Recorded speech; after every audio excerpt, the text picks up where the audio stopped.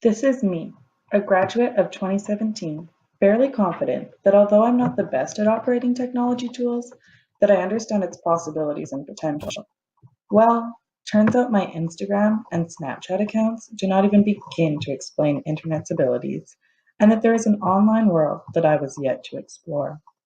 I've come a long way since my first day of EdTech 300, because honestly speaking, I was initially scared by the phrase webcam class. You mean I'll attend class through my computer screen and we will all smoothly be able to interact and communicate? How smoothly can that actually go?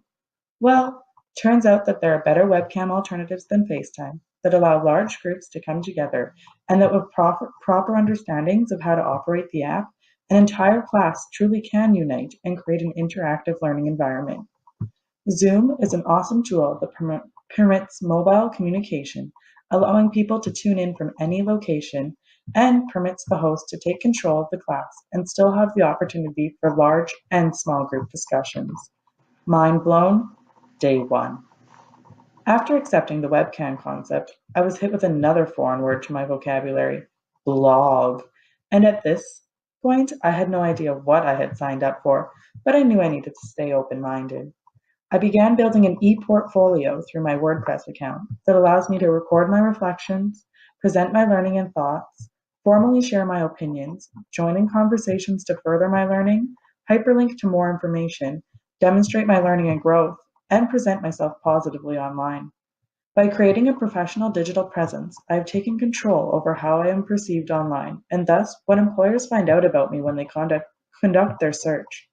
Rather than relying on my resume, which simply tells others who I am, my blog site allows me to show my work and accomplishments. And with technology's significance rapidly increasing, it is important to be discoverable online. The next big step was joining Twitter, but not only making an account, actively participating by sharing resources, using hashtags, and retweeting or commenting on other posts. I learned quickly that there are greater purposes of Twitter than just commenting about your day, but rather it opens up learning conversations, allows important ideas to be addressed, and provides an opportunity to engage with others globally about a specific topic. Twitter chats are no longer foreign to me, and although they can initially be overwhelming, they are great tools for interactive discussions on topics that interest you and an efficient way to quickly learn more and develop and accept new perspectives. By focusing my Twitter page around math education and education technology, I have created a network of followers who have similar interests in which I can learn from and interact with. The term network brings me next to PLN, which was three out of order letters to the alphabet to me initially, but I know now them to be an acronym for Personal Learning Network, which describes the group of people or organizations that I connect with in order to learn from their ideas, questions, reflections, and their references.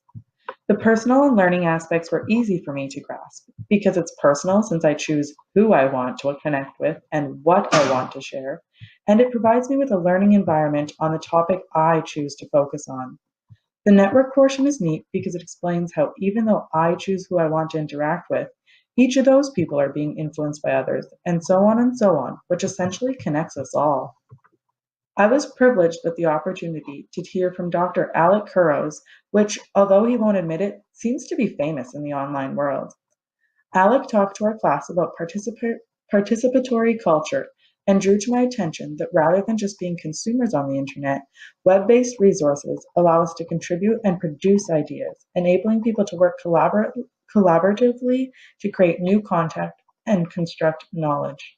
Take, for instance, the post Charlene and I constructed about YouTube in the classroom. Although this example isn't on a global platform, Charlene and I never actually met in person, but rather communicated through online means to produce an informative post. The class focused on digital identity and how what we do while connected is inseparable from what we do while disconnected. This does not mean we have to shy away from posting online, but rather that everyone only has one identity, and we must be mindful of creating an appropriate online presence because it follows us and defines us, whether we want it to or not. Our conversations about digital citizenship were eye-opening because, just as with any citizenship, we have rights and responsibilities to uphold in order to use technology appropriately and professionally. Although it is not always the case, for we explored some devastating cyberbullying stories such as Tyler Clementi's story or the story of Amanda Todd, it is important that before doing anything online, we think. It is important that consent, context, and compassion are all considered in order to avoid contributing to global harassment and ridicule. I came to the realization that digital literacy requires both technical and cognitive skills because we must understand how the information was posted online and be able to analyze the intentions of posting the information to critically decide if it is factual and true. Fake news can be spread in multiple ways and is never clearly noted to be fake, which requires us to ponder what we find online intellectually to decide if it can be trusted. Digital activism ignites more positivity into the online world. Online engagement is powerful and helps to spread awareness about significant issues, mobilize actions regards to these issues, keep social justice movements alive, and builds global communities. Yes, technology can be scary, and the online world has its dangers, but in a society that is continually becoming more technology based, we cannot avoid the internet, but rather need to be informed on how to use the internet safely and promote all the positives of technology. As a pre-service teacher, I am a lead learner who is responsible for representing and encouraging positive uses of technology.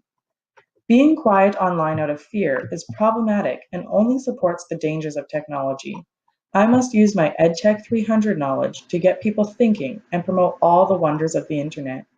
The media has the authority to mediate human relationships, meaning when media changes, we change. And if we are practicing digital literacy, citizenship, and activism, we can open many new doors. Internet connects people in unimaginable ways, and I learned that rather than shying away, we need to take advantage of this opportunity.